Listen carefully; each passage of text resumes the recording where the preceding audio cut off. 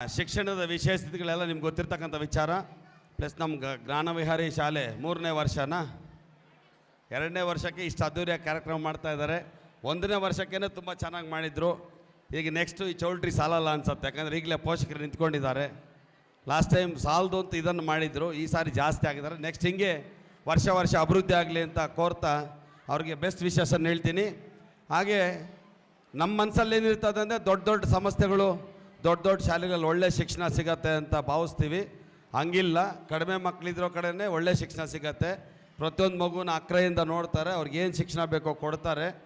ಒಂದು ಸೆಕ್ಷನಲ್ಲಿ 40 ಮಕ್ಳು 50 ಮಕ್ಕಳಿದ್ರೆ ಒಂದು ಟೀಚರ್ ಹೆಂಗೆ ಮ್ಯಾನೇಜ್ ಮಾಡ್ತಾರೆ, ಒಂದು ಸೆಕ್ಷನಲ್ಲಿ 20 ಮಕ್ಕಳಿದ್ರೆ ಹೆಂಗೆ ಮ್ಯಾನೇಜ್ ಮಾಡ್ತಾರೆ ನಿಮ್ಗೆ ಗೊತ್ತಿರ್ತದೆ. ಹಾಗಾಗಿ ಜ್ಞಾನವಿಹಾರ ಶಾಲೆಯಲ್ಲಿ ಒಳ್ಳೆ ಶಿಕ್ಷಣ ಸಿಗ್ತಾಯಿದೆ. ಮಕ್ಕಳು ಕಡಿಮೆ ಇದ್ದರೂ ಕೂಡ ಒಳ್ಳೆ ಸ್ಟಾಫ್ನ ಇಟ್ಟು ಚೆನ್ನಾಗಿ ಮೇಂಟೈನ್ ಮಾಡ್ತಿದ್ದಾರೆ. ಚಂದ್ರು ಅವರು ಮತ್ತು ಅವರು ಶ್ರೀಮತಿಯವರು ಇನ್ನು ಮುಂದಿನ ದಿನಗಳಲ್ಲಿ ಒಳ್ಳೆ ಇನ್ನೂ ದೊಡ್ಡ ಸಂಸ್ಥೆಯನ್ನು ಮಾಡಿ ಇನ್ನೂ ಚೆನ್ನಾಗಿ ಹೆಸರು ಬರೋ ಥರ ಮಾಡ್ತಾರೆ ಅಂತ ಆಶಿಸ್ತಾ ಇದ್ದೀನಿ. ಹಾಗೆ ಈಗ ನಾನು ಮೊದಲೇ ಹೇಳ್ತಾ ಇರ್ತೀನಿ, ನಾವು ಓದೋ ಸಮಯದಲ್ಲಿ ಶಿಕ್ಷಣ ಹೇಗಿತ್ತು, ಈಗ ನಿಮ್ಮ ಮನೆ ಮುಂದೆಗೆ ಶಿಕ್ಷಣ ನಿಮ್ಮ ಮನೆ ಹತ್ರ ಬಂದುಬಿಟ್ಟಿದೆ. ಈಗ ಶಿಕ್ಷಣಕ್ಕೆ ಎಲ್ಲಿ ಕೊರತೆ ಇಲ್ಲ, ಎಲ್ಲ ಶಾಲೆಗಳು ಒಂದ್ರ ಮೇಲೆ ಒಂದು ಕಾಂಪಿಟೇಷನ್, ಒಳ್ಳೆ ಶಿಕ್ಷಣ ಸಿಗ್ತಾಯಿದೆ. ಆದರೆ ನಾನು ಎಲ್ಲೋದ್ರೂ ಈಗ ಈ ಇಯರಲ್ಲಿ ಎಲ್ಲ ಪೇರೆಂಟ್ಸ್ಗೆ ಹೇಳ್ತಾ ಇರೋದು ಒಂದು ಸಣ್ಣ ವಿಷಯ, ಟೆಕ್ನಾಲಜಿ ಬೆಳೆಯೋಕೆ ಓದಿ ಏನೇನು ಮಕ್ಕಳಲ್ಲಿ ತೊಂದರೆಗಳಾಗ್ತಾಯಿದೆ ನಮ್ಮ ಶಾಲೆಗಳಲ್ಲಿ ಅನ್ನೋದ್ರ ಬಗ್ಗೆ ನಾನು ಹೇಳ್ತೀನಿ. ಯಾಕಂದರೆ ಎಲ್ಲ ಶಾಲೆಗಳಲ್ಲಿ ಇದನ್ನೇ ಹೇಳ್ತಿದ್ದೀನಿ, ಬೇರೆ ವಿಚಾರ ಏನೇ ಇರಲಿ. ಯಾಕೆಂದರೆ ಮಕ್ಕಳು ಹುಡ್ತಾನೆ ಬುದ್ಧಿವಂತರಾಗಿ ಹುಡ್ತಾ ಇದ್ದಾರೆ. ತಂದೆ ತಾಯಿಗಳು ಕೂಡ ಈ ಕಾಲ ಪ್ರತಿಯೊಬ್ಬರು SLCನೋ 7th PUCನೋ ಡಿಗ್ರಿನೋ ಎಲ್ಲ ಒಂದು ಕೆಲಸ ಮಾಡೋವಂಥ ಪೇರೆಂಟ್ಸ್ ಇರ್ತಾರೆ. ಮಕ್ಕಳ ಶಿಕ್ಷಣದ ಬಗ್ಗೆ ಹೆಚ್ಚಿನ ಆಸಕ್ತಿ ವಹಿಸ್ಕೊಂಡು ಮಕ್ಕಳು ಒಳ್ಳೆ ಶಿಕ್ಷಣ, ಶಿಕ್ಷಕರ ಜೊತೆಗೆ ಆಡಳಿತ ಮಂಡಳಿಯವ್ರ ಜೊತೆಗೆ ಶಿಕ್ಷಕರು ಒಳ್ಳೆ ಶಿಕ್ಷಣವನ್ನು ಕೊಡಿಸ್ತಿದ್ದೀರಾ, ಅದು ಸಂತೋಷ ವಿಷಯನೇ. ಆದರೆ ನೀವು ಟೆಕ್ನಾಲಜಿ ಮಕ್ಕಳಿಗೆ ಮೊಬೈಲ್ ಕೊಡ್ತಾ ಇದ್ದೀರಲ್ಲ, ಆ ಮೊಬೈಲಲ್ಲಿ ಮಗು ಏನೇನು ನೋಡ್ತಾ ಇದೆ ಅಂತ ಗಮನಿಸ್ತಾ ಇದ್ದೀರಾ ನೀವು? ಮಕ್ಕಳಿಗೆ ಮೊಬೈಲ್ ಕೊಡ್ತಿದ್ದೀರಾ, ಮಗು ಏನೇನು ನೋಡ್ತಾ ಇದೆ ಅಂತ ನಿಮ್ಗೆ ನೋಡ್ತಾ ಇದ್ದೀರಾ? ದಯವಿಟ್ಟು ನಿಮ್ಮ ಮಕ್ಕಳನ್ನ ಅರ್ಧ ಗಂಟೆ 1 ಗಂಟೆ ಮುಂದೆ ಕೂಡಿಸಿ ಓದಿಸ್ಬಿಟ್ಟು ಬರೆಸ್ತಾ ಇದ್ದೀರಾ.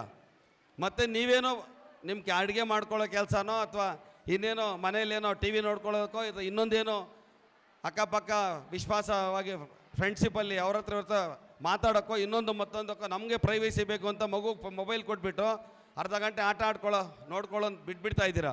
ಅವ್ನು ರೂಮಾಗಿ ಹೋಗಿ ಕುತ್ಕೊತಾ ಇದ್ದಾನೆ, ಏನು ನೋಡ್ತಾ ಇದ್ದು ನಿಮ್ಗೆ ಹೆಂಗೆ ಗೊತ್ತಾಗತ್ತೆ? ಈಗ ಮೊಬೈಲಲ್ಲಿ ಗೊತ್ತಲ್ಲ, ತೆಗಿತಾ ಇದ್ರೆ ಎಂಥದ್ದು ಬರ್ತಾ ಇದೆ. ನೀವ್ಯಾಗ ಮಕ್ಕಳಿಗೆ ಏನು ಪ್ರೈವೇಸಿ ಕೊಟ್ಟು ಮೊಬೈಲ್ ಕೊಡ್ತಿದ್ದೀರಾ, ಅವ್ರು ಅದಕ್ಕೆ ಅಡಿಕ್ಟ್ ಆಗಿ ಅದ್ರಲ್ಲಿ ಬರ್ತಕ್ಕಂಥ ಒಳ್ಳೇದಕ್ಕಿಂತ ಕೆಟ್ಟದೇ ಕ್ಯೂರಿಯಾಸಿಟಿ ಜಾಸ್ತಿ. ಮಗುಗೆ ಏನು ಹೇಳ್ತೀವಿ, ಇದನ್ನು ಮಾಡಬೇಡಪ್ಪ ಅಂದರೆ ಅದನ್ನೇ ಮಾಡ್ತಾನೆ, ಏನೋ ಇದೆ ಇದರಲ್ಲಿ ನೋಡೋಣ ಅಂತ. ದಯವಿಟ್ಟು ಮಕ್ಕಳು ಮೊಬೈಲಿಂದ ತುಂಬ ಪ್ರಾಬ್ಲಮ್ ಆಗ್ತಾಯಿದೆ. ನಾನು ಆ್ಯಸ್ ಎ ಸಂಘದ ಅಧ್ಯಕ್ಷನಾಗಿ 1ನೇ ಕ್ಲಾಸ್ ಮಗು 143 ಅಂತ ಬರೆದಿದ್ದೆ ಒಂದು ಸ್ಕೂಲಲ್ಲಿ. 1ನೇ ಕ್ಲಾಸ್ ಮಗು ಒಂದು ಬುಕ್ಕಲ್ಲಿ 143 ಅಂತ ಒಂದು ಮಗುಗೆ ಬರೆದಿದೆ. ಒಂದು ಇನ್ಸಿಲ್ ಬರೆದಿದೆ, ಆ ಕಡೆ ಈ ಕಡೆ ಇನ್ಸಿಲ್. ಏನಂದರೆ ಅವ್ರ ಅಕ್ಕ ಯಾರೋ 9th 8th ಅಂತ, ಆ ಹುಡುಗಿ ಅದೇ ಬರೀತಾಳೆ ಅಂತ ಬುಕ್ಕಲ್ಲಿ, ಈ ಮಗು ಅದೇ ಬರೀತಾಳೆ. ಅದಕ್ಕೆ ಮೀನಿಂಗ್ ಗೊತ್ತಾ? ಅವ್ರ ಪೇರೆಂಟ್ಸ್ ಹೋಗಿ ಸ್ಟೇಷನ್ವರೆಗೂ ಕಂಪ್ಲೇಂಟ್ ಹೋಗಿದ್ದಾರೆ, ಈ ಶಾಲೆಯಲ್ಲಿ ಟೀಚರ್ ಏನು ಮಾಡ್ತಾರೆ ಅಂತ. ಆ ಮಗು ಬುಕ್ಕಲ್ಲಿ 143 ಅಂತ ಬರೆದ್ರೆ ಟೀಚರ್ ಏನು ಮಾಡಲಿ?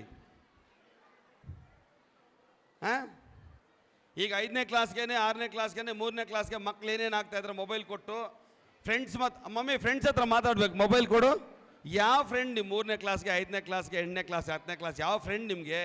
ಏನು ಫ್ರೆಂಡ್ಶಿಪ್ಪು ಹೇಳಿ? ನಿಮ್ಮ ಮುಂದೆ ಮಾತಾಡೋಕ್ಕೆ ಕೇಳಿ, ಮಾತಾಡೋಂಗಿದ್ರೆ ಮಕ್ಕಳನ್ನ ಏನೋ ಮಾತಾಡಬೇಕು ಅಂದರೆ ನೋಟ್ಸ್ ಕೇಳಬೇಕು, ಅಥವಾ ಏನೋ ಕನ್ಫ್ಯೂಸ್ ಇದೆ, ಏನೋ ಅಂಡರ್ಸ್ಟ್ಯಾಂಡಿಂಗ್ ಆಗಲ್ಲ, ಅಥವಾ ಟೀಚರ್ಸ್ ಏನಾದರೂ ಪ್ರಾಬ್ಲಮ್ ಕೇಳಬೇಕು, ಸಿಲೆಬಸ್ದೆಲ್ಲ ಪ್ರಾಬ್ಲಮ್ ಕೇಳಬೇಕು, ಅಥವಾ ಇನ್ನೇನೋ ಅಕೇಶ್ನಲಾಗಿ ನಿಮ್ಮ ಮುಂದೆ ಮಾತಾಡೋಕ್ಕೆ ಕೇಳಿ, ನಿಮ್ಮ ಮುಂದೆ ಮೊಬೈಲ್ ನೋಡೋಕೆ ಹೇಳಿ. ಈಗ SLC ಮಗು ಚೆನ್ನಾಗಿ ಓದ್ಕೋಬೇಕಪ್ಪ, ಅದೇನೋ ಗೂಗಲೆಲ್ಲ ಡೌನ್ಲೋಡ್ ಮಾಡಿ ಓದ್ಕೋಬೇಕು, ರೂಮಲ್ಲಿ ಕೊಟ್ಟರೆ ಬಾಗಿಲು ಹಾಕ್ಕೊಂತಾರೆ ಹತ್ತು. ಅದು ಹೆಣ್ಮಗು ಆಗಲಿ ಗಂಡು ಮಗು ಆಗಲಿ, ಅದು ಗೂಗಲಲ್ಲಿ ಓದ್ತಾ ಇದೆಯಾ, ಗೂಗಲಲ್ಲಿ ಇನ್ನೇನೋ ಮಾಡ್ತಾ ಇದೆಯಾ, ಅದು ರೂಮ್ ಹಾಕ್ಕೊಳ್ಳುತ್ತೆ. ನೀವು ಅಡುಗೆ ಮನೇಲಿ ಅಡುಗೆ ಮಾಡ್ತೀರಾ, ಇಲ್ಲ ತಂದೆಯವ್ರವ್ರು ಇನ್ನೇನೋ ಕೆಲಸ ಮಾಡ್ತಿದ್ದಾರೆ, ಆ ಮಗು ಏನು ಮಾಡುತ್ತೆ? ದಯವಿಟ್ಟು ನಿಮ್ಗೆ ಸಣ್ಣ ಹೇಳೋದೇನೆಂದರೆ, ನಿಮ್ಮ ಮಕ್ಕಳಿಗೆ ಮೊಬೈಲ್ ಕೊಟ್ಟರೆ ಸ್ವಲ್ಪ ಕಣ್ಣಾಯಿಸಿ, ನಿಮ್ಮ ಮುಂದ್ಗಡೆ ಎಲ್ಲಾದರೂ ಸೈಡಲ್ಲಿ ಕೂಡಿಸ್ಕೊಳ್ಳಿ. ಒಂದು ಹಾಲಲ್ಲಿ ರೂಮಲ್ಲಿ ಕೂಡಿಸಿದ್ರೆ ಬಾಗಿಲು ಹಾಕ್ಬಾರ್ದು.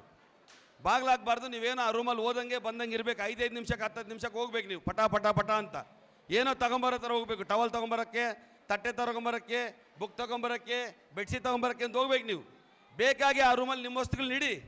ಮಕ್ಕಳ ವಸ್ತುನ ಇಟ್ಬಿಟ್ಟು ನಿಂದು ರೂಮ್ ಅಂತ ಬಿಡಬೇಡಿ ಯಾರಿಗೂ. ನಿಮ್ಮ ವಸ್ತುಗಳನ್ನ ಇಡಿ, ಬೇಕಾಗಿ ಹೋಗಿ. ನೀವು ಹೋದಾಗೆಲ್ಲ ಆ ಮಗು ಮೊಬೈಲ್ ಸೈಡಿಗೆ ತಿರುಗಿಸ್ತಾ ಇದೆ ಅಂದರೆ ಏನೋ ಬೇರೆ ಮಾಡ್ತಾ ಇದೆ ಅಂತ ಅರ್ಥ. ಆ ಮಗು ಏನೂ ಇಲ್ಲ, ಆ್ಯಸ್ ಯೂಶುವಲ್ ಆಗಿ ನೋಡ್ತಾ ಇದೆ, ಓದ್ತಾ ಇದೆ ಅಂತ. ಅದು ಅರ್ಥ ಏನು? ಅದು ಓದ್ತಾ ಇದೆ ಅಂತ ಅರ್ಥ.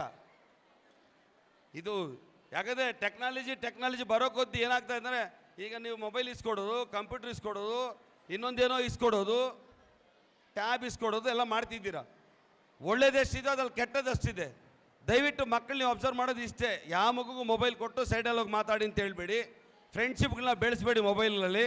ಬೇಕಂದರೆ ಆ ಮಕ್ಕಳು ಮನೆಗಳಿಗೆ ಕರ್ಸ್ಕೊಂಡು ಮಾತಾಡಲಿ ಅನ್ನೋ ಇದರ ಕ್ಲಾರಿಫಿಕೇಶನ್ ತೊಗೊಳ್ಳಿ, ತೊಂದರೆ ಏನಿಲ್ಲ. ಮಾತಾಡೋದು ನೀವು ಮುಂದೆ ಮಾತಾಡೋಕ್ಕೆ ಹೇಳಿ. ಏನಾದ್ರು ನೋಟ್ಸ್ ನೋಡಬೇಕು ಅಥವಾ ಏನಾದರೂ ಆರ್ಟಿಕಲ್ಸ್ ಬರೀಬೇಕು, ಏನೋ ವಿಶೇಷ ತಿಳ್ಕೊಬೇಕು ಯಾವುದೋ ಒಂದು ಪಾಠ ಬಗ್ಗೆ ಅಂದಾಗ ನಿಮ್ಮ ಮುಂದೆ ಮಾಡಿಸ್ರಿ. ರೂಮ್ ಬಾಗಿಲಾಕಿ ಮೊಬೈಲ್ ಕೊಡೋದು, ರೂಮ್ ಬಾಗಿಲಾಕಿ ಕಂಪ್ಯೂಟರ್ ಕೊಡೋದು, ರೂಮ್ ಬಾಗಿಲಾಕಿ ಟ್ಯಾಬ್ ಕೊಡೋದೆಲ್ಲ ಮಾಡಬೇಡಿ. ದಯವಿಟ್ಟು ನಿಮಗೆ ಮನವಿ ಮಾಡ್ತೀನಿ. ತುಂಬ ಮಕ್ಕಳು ಕೆಡ್ತಿದ್ದಾರೆ.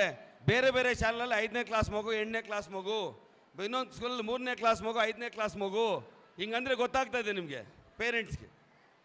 ಅದು ಕಂಪ್ಲೇಂಟ್ಸ್ ಬರ್ತಾ ಇದೆ. ಅದು ಏನು ಮಾಡ್ತೀವಿ ಶಾಲೆಗಳವರು, ಶಾಲೆ ಮರ್ಯಾದೆ ಹೋಗುತ್ತೆ ಅಂತ ನಾವು ಅದನ್ನೇನೋ ಬಚ್ಚಿಟ್ಟು ಆ ತಂದೆ ತಾಯಿ ಈ ತಂದೆ ತಾಯಿನ ಕರೆದು ನಮ್ಮ ಟೀಚರ್ಸು ಮ್ಯಾನೇಜ್ಮೆಂಟ್ ಅವ್ರು ಕಾಲಿಟ್ಕೊಳ್ಳೋದು ಪೇರೆಂಟ್ಸ್ಗೆ. ಏನು ಇವ್ರು ಕೊಟ್ಟು ಮೊಬೈಲು ಮಾಡಿದ ತಪ್ಪಿಗೆ ನಾವು ಅವ್ರ ಕಾಲು ಇಟ್ಕೊಂಡು ಸಾರಿ ಹೇಳ್ಕೊಳ್ಳೋದು. ಶಾಲೆಗಳ ರೆಪ್ಯುಟೇಷನ್ ಹೋಗುತ್ತೆ ಅಂತ. ತಂದೆ ತಾಯಿಗಳೇನು ಮಾಡ್ತಾರೆ, ನಮ್ಮ ರೆಪ್ಯುಟೇಷನ್ ಹೋಗುತ್ತೆ, ಆಚೆ ಇಡಬೇಡಿ ಅಂತ ಹೇಳ್ತಾರೆ. ಹಾಗಾಗಿ ಓಪನ್ ಆಗಿ ಹೇಳ್ತಿರೋದು, ದಯವಿಟ್ಟು ಅದನ್ನು ಮಾತ್ರ ಟೆಕ್ನಾಲಜಿ ಬೆಳೆದಿದ್ದಂಥ ಮೊಬೈಲ್ ಕೊಟ್ಟು, ಟ್ಯಾಬಲ್ ಕೊಟ್ಟು, ಕಂಪ್ಯೂಟರ್ ಕೊಟ್ಟು ಮಕ್ಕಳನ್ನ ಫ್ರೀಯಾಗಿ ಬಿಡಬೇಡಿ. ಕೊಡಬೇಡಿ ಅಂತಿಲ್ಲ, ಕೊಡಿ. 5 ನಿಮಿಷ 10 ನಿಮಿಷ ಅರ್ಧ ಗಂಟೆ ಕೊಟ್ಟರು ಕೂಡ ನೀವು ಸ್ವಲ್ಪ ಗಮನಿಸಬೇಕು. ಓಕೆ, ಹೇಳ್ತಾ ಹೋದ್ರೆ ಜಾಸ್ತಿ ಹೇಳೋದಿದೆ. ಇದ್ಯಾವುದೋ ಕಾರ್ಯಕ್ರಮದಲ್ಲಿ ಮಧ್ಯದಲ್ಲಿ ಮಾತಾಡಿದ್ದೆ ನಿಮಗೆ ಬೇಜಾರಾಗಿರೋ